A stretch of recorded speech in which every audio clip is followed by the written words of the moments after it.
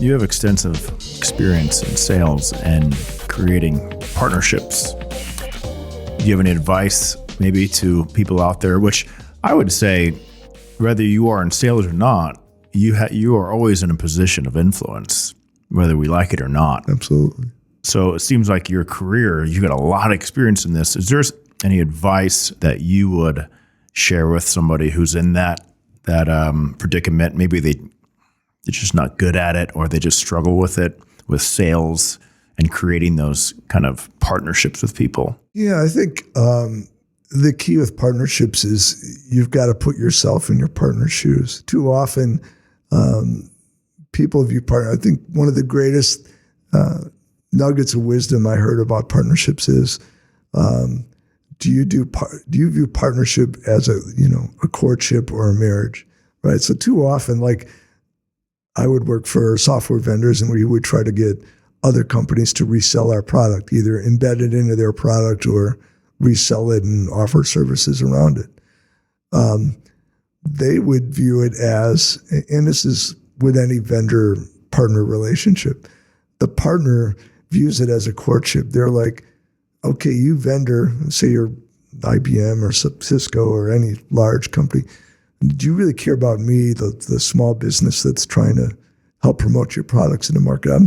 I don't know how committed you are to this relationship, so I'm going to go into a courtship with you. I'm going to enter into an agreement, and I'm going to see if this works out. I'm not going to say I'm getting married to you yet, but I'm going to court you. And how much help are you going to give me to sell your products, giving me opportunities to provide services to your existing accounts, marketing? What can you bring to the partnership? And too often the vendors, they view it as a marriage. Oh, I've signed this partner, and they're going to get up every morning and they're going to go out there and sell my product and do what's best for my business. Well, it's got to be a two-way street. You got to get to the true win-win and put yourself in each other's shoes, and really serve. Jesus talks a lot about servant leadership. I think successful partnerships are based around true servant leadership and transparency. So the vendor needs to continue to nurture that relationship and foster it. Both sides need to. It's an ongoing.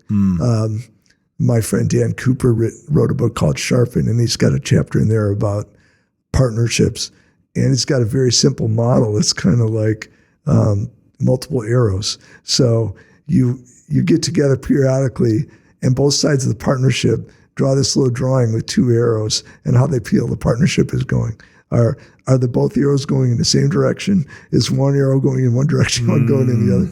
Are they pointing at each other, or are they pointing away from each other? That's a simple but powerful exercise.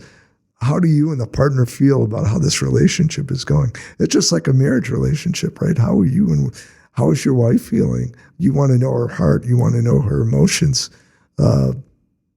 right? So when you were with those previous companies, what were you doing to kind of nurture, foster those relationships? And really, I think isn't it about building trust with the other side? That's really it. But I tried to really understand the pain point they had that we were trying to solve, right? I wouldn't start with, oh, here's our product, it's great, and you ought to take it on. No, what challenges do you have as a business, and how can we make you more successful as a business? And understand their pain points, and understand the people. Especially between large, complex corporations like built corporations, great companies like Motorola, for example. There's a lot of players involved. You've got engineering, you have product management, you've got marketing, you've got finance. They all have got a different view of the business, right? So when you structure a partnership, you've got to address every stakeholder's needs and objectives. You can't just solve one. So I think that's another key part. What ministry comes to mind that greatly benefited from the Barnabas Group other than the comic book one? Maybe one in Kansas City. Oh, yeah. There's lots of them, but a couple that come to mind.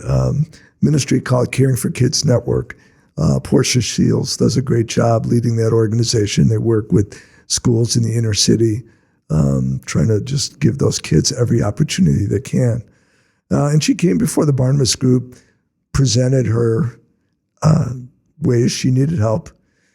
And like my Barnabas moment where God kind of gave me a different idea, and other than what a ministry thought, where they needed help, one of our members said, we really need to help these kids in the inner city develop a love for the sciences. And if they can get into the sciences, there are so many scholarships waiting for them. But we really need to help them do that. And he thought of the idea of, let's create a robotics club, and they can enter competitions and just really start to learn and appreciate the sciences through robotics. So he was aware of, you could buy these kits with Legos and robotics and the computer. And the STEM Institute would provide training on how to run a club and how to enter robotics competitions. So we went to Portia with this vision, and she got a couple of schools in her network to say, yeah, we'd like to be a part of this. And we said, okay, here's what you need. You need to find a teacher who's willing to be the coach for the club. You need to find a couple of parents that are there, going to be kind of overseers and help the teacher run the club. We provided the funding. We connected them with the STEM Institute, told them what class they needed to go to get trained, and then went and visited the kids and encouraged them and spoke in their lives and said, this is a great opportunity. And just to see the enthusiasm in their face, it was just a great experience. So that's been a great success. One of the clubs came in like 6th place in their first year. But just to see the joy and excitement in the kids' faces, it was a great experience. Another ministry we've done a lot of work with, they're doing a great job, is called Rehope. Rehope does long-term rehab for victims of human trafficking. And unfortunately, Kansas City is one of the worst in the country for human trafficking. And they provide up to a 3-year program, with housing and everything to help these victims get their lives rebuilt. They've come through incredible trauma. They had their identities pretty much taken away, so they need to rebuild their lives emotionally, spiritually, and physically, and then teach them job skills and then help them get reintegrated back into society. So they're looking to expand. They need to expand. Nationwide, there's only 1,800 beds for trafficking victims can go to get this kind of care. The need is, potentially hundreds of thousands, so there's a huge demand. And they're doing great work. They want to expand. So we helped them get $1 million grant. One of the members in our group is an expert in grant writing. Wow. She helped them get $1 million grant. The women there make products. They learn ceramics, pottery, candle making. We opened up retail markets for their products to help fund the ministry. We provided them some other resources that improve the efficiency of their operation.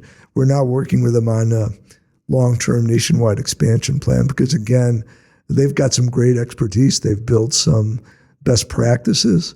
And how do we scale that nationally? What does that look like? So some of the people in our group are coming around them and providing that kind of leadership and planning. It seems that you guys are just helping these ministries operate more like a business. And I think sometimes there's like a negative connotation to when you say that, let's operate it like a business, because they think just for profit, and we're just trying to make as much money as we can and put it in our pockets. But it's really not about that. It's about how do we make this efficient, organized, and maybe based on some processes, and how do we scale this thing so we can reach more people? Right. So, us in the Christian business world, people like Rick Box, the Unconventional Business Network, they talk about how do we operate our business as ministry. But when we sit down with ministries, it's just the converse. We say, how can we help you operate your ministry as a business? And one of the leaders in our group, he made a statement the other day, which I think was really, really spot on. He said, when I've seen ministries fail, it's because they weren't run like a business. So we actually are just launching something I'm very excited about called the Ministry Institute for Leadership Excellence. It's a training initiative to take best practices from the business community, things like EOS, applying EOS and messaging, story branding, you name it, how to have a strong board of directors, all that, and put it in an ongoing training initiative for ministry leaders. So we're launching that this fall. A lot of people in the Barnabas Group will be instructors in it, and you're absolutely right. Business sometimes has a bad connotation around ministry, and there's a proper blend. Obviously, ministry you have to have the heart of God for first and foremost, but it is an organization, and we've seen ministry leaders struggle with some of the same things that business leaders struggle with, but have overcome with their business skills. And that's what we're there to help them. That's why we're there to come alongside them as Barnabases, to encourage them and help them achieve the vision that God's put in their heart, so that they can then really focus on the ministry. And we've seen them really flourish, right? You get all the organizational stuff down right and your execution, then your ministry will just flourish. And we've seen that, and that's what we're looking to continue to incubate. This reminds me of, I think it might be in Genesis, where I think it was, I don't know if it was Moses or Abraham, anyway, one of them, where he was trying to do everything. And then the father-in-law comes in and says, you need to delegate. Was that Moses? I think so. Yeah, Moses. Sorry. My Old Testament knowledge is very much beginner. But it just reminds me of that, because I can only imagine how many times these people who have amazing ideas and just amazing heart to help people, but then also have this mindset of, I got to do it all myself. Yeah. You spot on. That's exactly right. A lot of them have big vision, big hearts, and the need is great, and they're pouring their lives into it, and they're with skeleton staffs. Yeah. Yeah. I mean, I love what you guys are doing, because it really just shines a light on how to really make something grow. And you have to bring in multiple skill sets in order to do that, because we were all created very uniquely with different desires and, most importantly, strengths. Yeah. So you probably have more of the leadership coming in who can see the big picture than you might have maybe somebody who's good in finance, maybe a marketing person, maybe somebody who's good with hiring people, that type of thing. Yeah, and that's the beauty of the Barnabas Group, especially the size that we are now and growing. We've got a wide range of skills, levels, from CEOs, individual contributors, all areas of expertise. So just about any need that a ministry has, we can come around them and bring people to bear. So again, it's like a Christian Shark Tank. It's like a Christian Shark Tank. Do you ever have a situation where anybody maybe feels like it was a little overwhelming with all of the ideas coming at them, all the questions and all that? You mean as far as ministry leaders? Yeah. Yeah, I mean, if you're a ministry leader and you've never been to a Barnabas Group, and that we usually tell ministries, come visit first and see what it's like before you're actually on the stage. Yeah, because it can be overwhelming. But we help. We've got a great team, both staff and volunteers, and we coach the ministries all the way through the process. Ministries have to fill out an application even before, to be considered to come before the group. It's like a 4 or 5 page application. It's pretty comprehensive. And we're trying to help the ministry start to see themselves through the eyes of a business leader and really get the wheels turning and get some good internal discussion going. And in that flushes out, ways we can help them. So there's that. And then if they get picked to come before the group, we have former corporate storytellers, presentation coaches who are there working with the ministry on their 12-minute presentation, because if they're going to stand up in front of 150 sharks, the last thing you want is a boring presentation that misses the mark, right? So we make sure that they have a great presentation. And one of the things we hear from ministries is, now everywhere I go and talk about my ministry, I use that presentation I developed at the Barnabas Group. So that's one of the takeaways they get even when they come to the meeting. But yeah, and we're there on the follow-up. We're there in the breakout sessions. We're there every step of the way, because we want the maximum kingdom fruit to come out of this these meetings. Any lessons you can share for maybe some business owners listening to this? Because you've obviously heard a lot of ideas. You have the experience. And even in these ministries coming in, you can easily compare it to a startup. Yeah. What do you see maybe business owners doing well and maybe not so well? Yeah, great question. And again, the big focus for all of us Christian business leaders is business as ministry, right? How do I make my business, which has to be a profitable, growing entity, but also honor God and be a ministry? So what I've seen corporations start to do now, and secular corporations probably doing this more than others even, giving employees paid time off to engage in the community. I think it's a great best practice. I would encourage every Christian business owner to do that. Now, if you're a Christian business owner, you'd like to encourage your employees maybe to work with a God-honoring organization. So we recognize that need. And I looked around. Is there one place I could go to if I'm a Christian business owner that maybe I'd want to offer to my employees as a resource? If you want to volunteer, here's a place you can go for volunteer opportunities. I didn't see one here in Kansas City, so we built one. It's on our website. It's a volunteer opportunity marketplace. Got about 30 ministries in there now, and we're constantly adding to it. All great, God-honoring organizations, a whole range. You can filter based on if you want to serve in a ministry to the homeless or a ministry to families with kids with special needs or ministry combating human trafficking, you can filter on that or the type of volunteer role you have in mind. So you can select all that. So that would be one. Another thing I've seen Christian businesses do is encourage stewardship amongst their employees. They might have a giving fund, matching giving fund, things like that. But again, who do you give to? If they come to a Barnabas Group meeting, maybe bring a couple employees, you can hear the ministries firsthand. You meet the ministry leaders, you feel their heartbeat, you know what they're doing.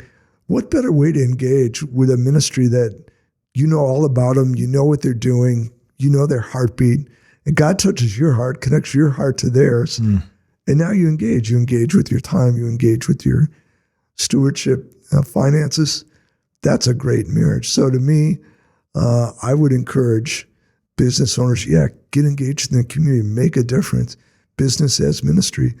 And we're there to help business owners in that journey. That's really great advice. I never even thought about that. Just making that a priority and maybe a cadence of with your employees of, hey, if you want extra PTO, maybe extra on top of their leisurely or however they want to use it. Now you can use it to serve our community. Wow, I love that. How can people find out more about the Barnabas Group? I would start with our website, which is barnabasgroupkc.org. A lot of resources there, some videos. You'll see some of the ministries who presented previously, talks about our processes and how we work. And you could sign up for a monthly newsletter where you'll learn about our quarterly meetings. And you can also message us. Those messages come to me. So go to the website, check it out. But I would encourage people to come to a meeting and check it out and step in the Shark Tank firsthand and experience it. So, reach out to us through our website, get on our newsletter list, and let us know if you'd be like to come as a guest to one of our meetings, and we'll definitely try to fit you in. What's the website for the Barnabas Group, KC? Again, it's barnabasgroupkc.org. Okay. And BAS. A lot of people spell Barnabas BUS, but it's BAS. And this is open or available to any ministries out there that are maybe needing, or do you have any criteria for that? Well, it has to be a God-honoring. There's a lot of great secular nonprofit organizations doing great work, but we are a 501c3 faith-based organization. We sign a license with a national organization, and by license, we commit to only work with Christian faith-based ministries. So that's the only filter criteria. And then for ministry to get picked before the group, we look at what needs do they have where business people can plug in with their talents and their experience. Do they have at least 3 and maybe as many as 5 areas where they need help. Because if, again, you're going to give me a couple hours of your time to come to a meeting, you want to hear some things that you could potentially sink your teeth into, right? I don't want to waste your time with something that doesn't really need any help. So usually a ministry that's just getting started might be too small, and a large, very well-established ministry that's got 100 people on staff doesn't need our help. So anything in between usually has maybe a couple of years at least under their belt, got some vision, some growing pains. That's usually the types of ministries we're working with. Other people can also partner, so it doesn't have to be business owners. It can just be individuals. Oh, absolutely. We partners. Have probably 60% of our group is individuals that have joined, like myself. I was the first one that signed up and joined. So as individuals, absolutely.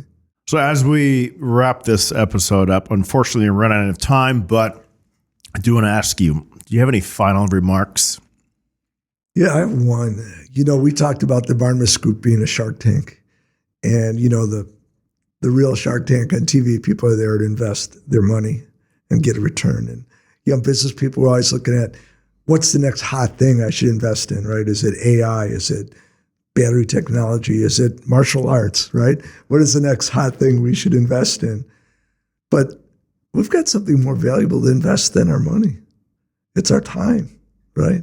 And, Paul talks about this in Ephesians 2. And I think this is a great verse for us to all really think about and ponder. Paul says, look carefully then how you walk.